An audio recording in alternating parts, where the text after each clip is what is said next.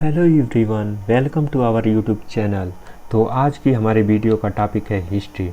तो जैसा कि आपको पता है कि मध्य प्रदेश सब इंजीनियर की वैकेंसी का नोटिफिकेशन आ चुका है और जिसमें 3453 पोस्ट हैं और ये हमारी सीरीज़ का 54 नंबर की वीडियो है। मतलब इससे पहले 53 वीडियो ऑलरेडी हमारे चैनल पर आ चुकी हैं और जो कि काफ़ी सिस्टमेटिक वे में हमारे प्लेलिस्ट पे पड़ी हुई हैं।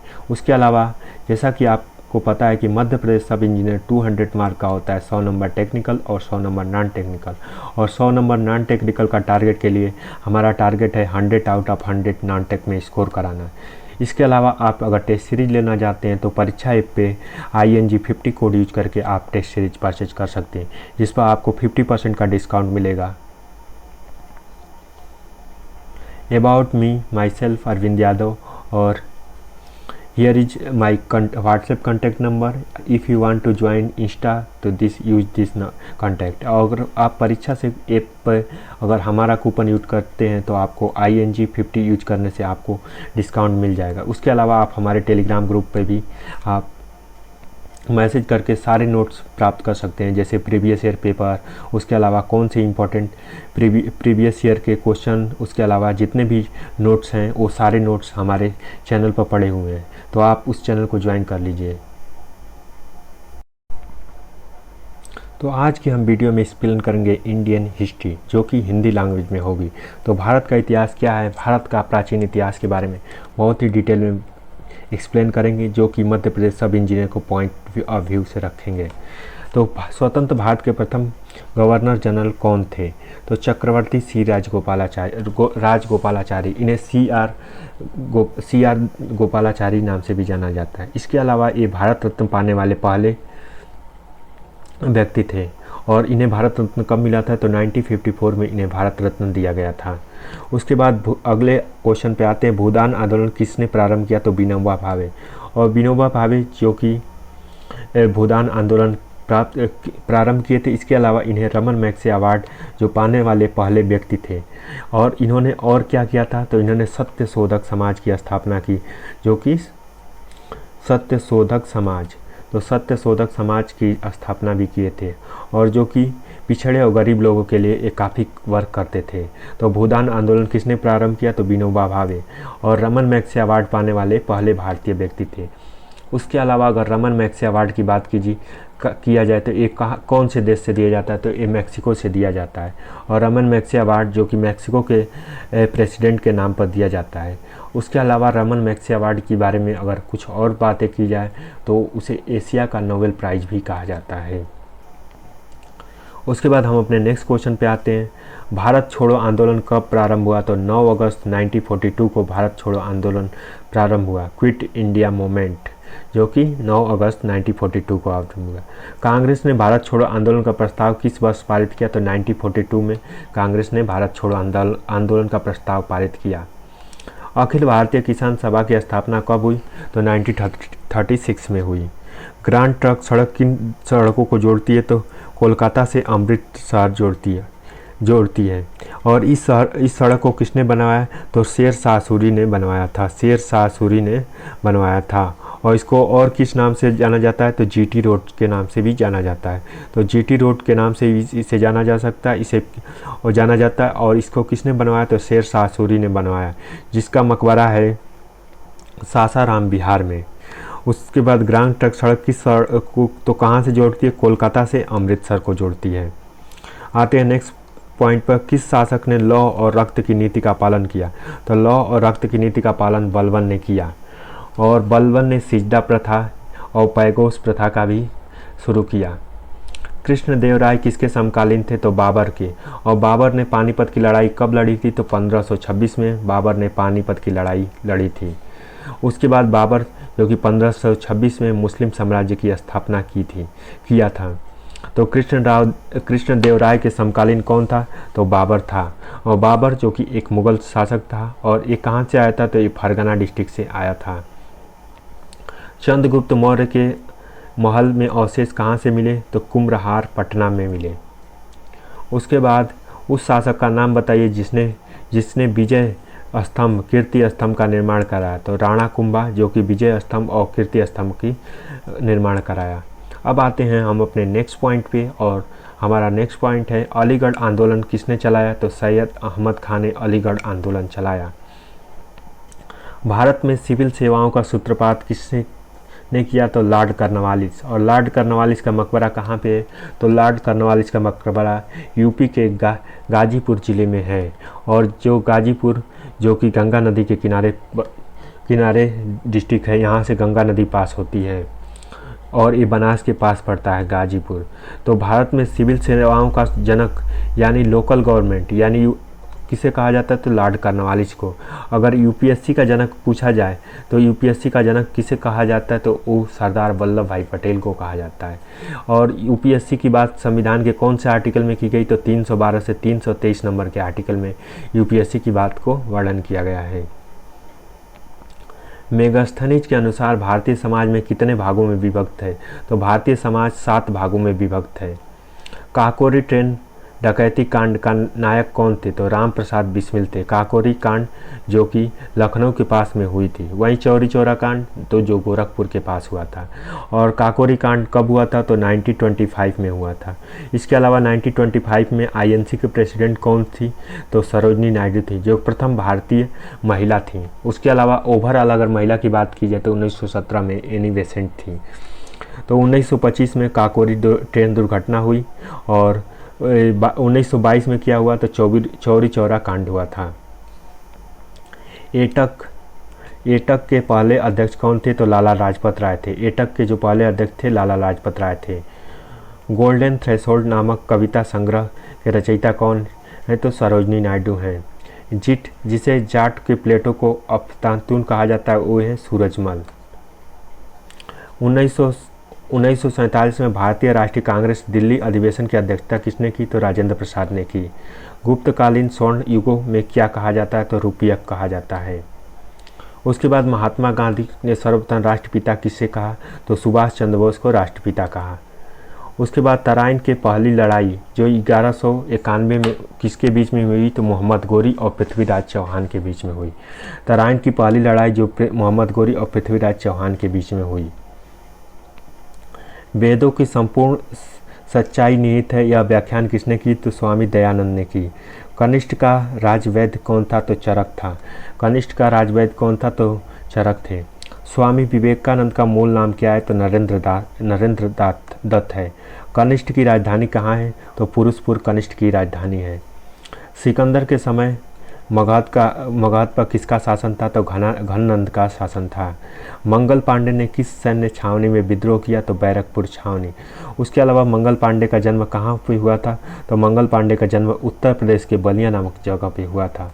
और 1857 की क्रांति, ये विद्रोह कब हुआ था, तो जो कि 1857 में हुआ था। इसके अलावा अगर 1857 की क्रांति की बात की जाए तो बिहार से विद्रोह कौन किया था, तो बिहार से विद्रोह कुंवर सिंह ने किया था। उसके अलावा अगर कानपुर से विद्रोह की बात की जाए तो तात्या टोपे ने किया था। उसके बाद अगर इलाहाबाद से बात की जाए तो लियाकत अली ने किया था 1857 का विद्रोह। उसके अलावा अगर झांसी से बात की जाए तो रानी लक्ष्मीबाई ने यहाँ से विद्रोह झांसी से किया था। इसके अलावा अगर दिल्ली से भी बात की जाए तो नाना साहेब ने दिल्ली से विद्रोह किया था। तो 1857 की क्रांति जो बैरकपुर छावनी में जो कि कारतूस पर चर्बी लगे होने की घटना के कारण हुआ था। उसके बाद भारत में गुलाम वंश का संस्थापक कौन था, तो कुतुबुद्दीन ऐबक, और जो कि भारत का राजा बना 1206 ईस्वी में।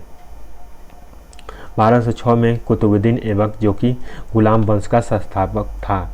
उसके बाद जो कि इल्तुतमिश बना। उसके बाद रजिया सुल्तान जो कि 1236 में बनी थी। 1236 से 1240 तक रजिया सुल्तान रही थी। तो रजिया सुल्तान जो कि 1236 से और रही थी, जो कि पहली फर्स्ट वुमेन थी। और फर्स्ट वुमेन कौन थी, तो रजिया सुल्तान थी। उसके बाद अपने काल के महान संगीतज्ञ तानसेन किसके दरबार में थे, तो अकबर के। और अकबर ने अपना शासनकाल कब से किया, तो 1556 से। अकबर ने अपना शासनकाल 1556 से 1605 तक किया। उसके बाद अकबर का शासनकाल इतने समय तक रहा। उसके बाद 1605 से जहांगीर का शासन शुरू हो गया, और जहांगीर जो कि पेंटर किंग के नाम से भी जाना जाता है। तो इस तरह अपने का महान संगीतज्ञ तानसेन किसके दरबार में था? तो अकबर के समय था। महाबलीपुरम जो कि एक मुख्य नगर है, यह कला किन शासकों द्वारा रचित दर्शाता है? तो यह रचा पल्लवों द्वारा दर्शाता है। उसके बाद भारत में सती प्रथा का प्रतिबंधित कब की गई? तो 1829 में। और इसे प्रतिबंधित कौन किया? तो उस समय के governor general of India Lord William Bentinck ने कराया। लॉर्ड विलियम बेनेटिक ने कराया। और उस समय ये किसके सहयोग से हुआ? तो राजा राम मोहन राय। राजा राम मोहन राय। और राजा राम मोहन राय में राजा शब्द की उपाधि किसने दी थी? राजा किसने कहा था? तो अकबर द्वितीय ने इन्हें उपाधि दी थी। अकबर जो कि सेकंड था, उन्हें राजा की उपाधि दी थी। और राजा राम मोहन राय जो कि ब्रह्म समाज की भी स्थापना किए थे। तो उस समय विलियम बेनेटिक और राजा राम मोहन राय के सहयोग से 1829 में सती प्रथा को प्रतिबंधित किया गया था। उसी समय एक शिक्षाविद आया था जिसका नाम था शिक्षाविद इतिहासकार, जो कि 1834 से 1838 तक रहा। उसका नाम था लॉर्ड मैकाले। और लॉर्ड मैकाले जो कि अपनी शिक्षा नीति और न्याय विधि के लिए बहुत ही जाना जाता है। तो लॉर्ड मैकाले जो कि शिक्षा नीति दिया था भारत में आईपीसी धारा इंडियन पैनल कोड। और कितनी आईपीसी धारा होती हैं? तो 511 आईपीसी की धाराएं होती हैं। तो उस समय लॉर्ड मैकाले जो कि आया था। उसके बाद लिंगराज मंदिर का निर्माण किसके शासनकाल में हुआ? तो ययाति केसरी के समय हुआ। दिल्ली के केंद्रीय सचिवालय की उत्तरी और दक्षिणी घंटों को वास्तुविद कौन था? तो एडवर्ड लुटियन था। किस गवर्नर जनरल ने व्यापकत सिद्धांत को प्रतिपादन किया? तो लॉर्ड डलहौजी ने किया। उसके बाद मालती माधव के लेखक कौन हैं? तो भवभूति जो कि मालती माधव के लेखक हैं। उसके बाद सिंधु घाटी की स्थल कालीबंगन किस प्रदेश में स्थित है? तो राजस्थान में। और राजस्थान में कालीबंगन है। उसके बाद मोहनजोदड़ो में क्या मिला था? तो मोहनजोदड़ो में जो कि मिला था हमें एक विशाल अन्नागार। उसके बाद अगर हम कुछ क्वेश्चन की बात करें, जैसे कि धर्म सभा की संस्थापक कौन थे? तो राधाकांत देव थे। सती प्रथा 1829 में इंड हुई थी। सती प्रथा को अंत करने वाले कौन थे? तो राजा राम मोहन राय थे। और आर्य समाज की स्थापना कब हुई? तो 1875 में हुआ था। तो इस तरह से कुछ फैक्ट हम याद रखते हैं। उसके बाद बिहार के 1857 के विद्रोह का नेतृत्व किसने किया? तो बिहार में 1857 का विद्रोह जो कि कुंवर सिंह ने किया। देलाई से किसने किया? तो नाना साहब ने किया। कानपुर से तात्या टोपे ने किया। झांसी से रानी लक्ष्मीबाई। बिहार के जगदीशपुर से कुंवर सिंह ने किया था। उसके बाद हम नेक्स्ट क्वेश्चन पे आते हैं। 1526 में लड़ी गई पानीपत की लड़ाई बाबर और इब्राहिम लोदी किसके बीच में हुई? तो इब्राहिम लोदी के बीच में 1526 में जो कि पानीपत की लड़ाई हुई। उसके बाद भारतीय शिक्षा का मैग्ना कार्टा किसे कहा जाता है? तो वुड डिस्पैच को मैग्ना कार्टा कहा जाता है। उसके अलावा भारतीय शिक्षा के और भी रूल दिए थे जो कि लॉर्ड मैकाले जो कि भारत का आईपीसी पैनल और शिक्षा पद्धति के बारे में भी दिया था। उसके बाद फायान कहाँ का निवासी था? तो फायान चीन का निवासी था। और जो कि फायान कहाँ से आया था? तो चीन से आया था। और उसने अपनी कौन सी पुस्तक लिखी? तो इंडिका नामक पुस्तक लिखी थी। 1857 के विद्रोह के दमन के बाद मुगल शासक बहादुर शाह कहाँ निर्वासित कर दिया गया? तो मुगल शासक जो कि निर्वासित किया गया रंगून में।